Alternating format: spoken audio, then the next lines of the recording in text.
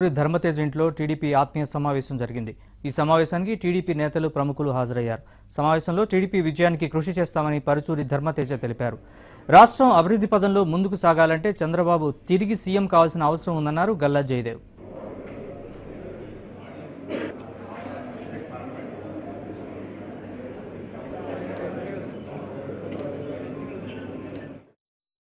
స్పందన ఉంది. తెలుగుదేశం పార్టీ పట్ల చంద్రబాబు గారి నాయకత్వం పట్ల చాలా సానుకూలమైన వాతావరణం ఉంది. దీన్ని మేము విజయంగా మార్చుకుంటాం.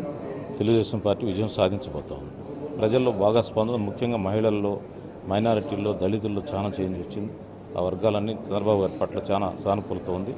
అదేవిధంగా గుంటూరు రూరల్ మండలాన్ని కూడా నేను గుంటూరు మెట్రో సిటీలో చేర్చి మొత్తం రూరల్ మండలం మీద సంవత్సరానికి 1000 కోట్లతో ఇన్ఫ్రాస్ట్రక్చర్ డెవలప్మెంట్ ప్రాజెక్ట్ ఒకటి చేపడుతున్నాను.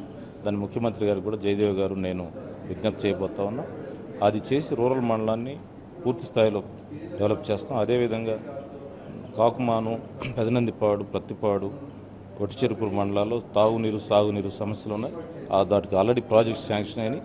అవి పూర్తి చేసి ఆ ప్రాజెక్ట్స్ కంప్లీట్ చేసి వాటిని సాగునీరు, తాగునీరు వచ్చే విధంగా చేసి మొత్తం నియోజకవర్గాన్ని ఒక మోడల్ నియోజకవర్గంగా, ఒక ఆదర్శవంత నియోజకవర్గంగా మారాలనే ఒక ప్లాన్తో నేను ముందుకు వెళ్తా ఉన్నాను. భవిష్యత్తులో అది రీచ్ అవుతాం. మీరందరూ రెస్పాన్సిబిలిటీ తీసుకొని తప్పకుండా మళ్ళీ చంద్రబాబు నాయుడు గారిని సీఎం చేయాలని కోరుకున్నాము. అట్లాగే గుంటూరు నగరం డెవలప్మెంట్ రావాలంటే యంగ్ టీమ్ గిరిధర్ నసీర్ గారిని ఎలక్ట్ చేయాలా, గెలిపించాలా. అట్లాగే ఎక్స్పీరియన్స్డ్ ఎక్స్ మినిస్టర్ డొక్క మాణిక్య ప్రసాద్ గారిని కూడా గెలిపించి గుంటూరు రూరల్ మండల్ కూడా ఇంటిగ్రేట్ చేయాలా సిటీలో అని అందరినీ కోరుకున్నాము.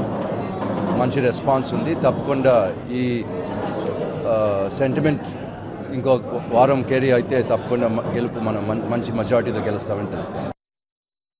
జిల్లాలో చిన్న విరామం తీసుకుందాం. చూస్తూనే ఉండండి ABN.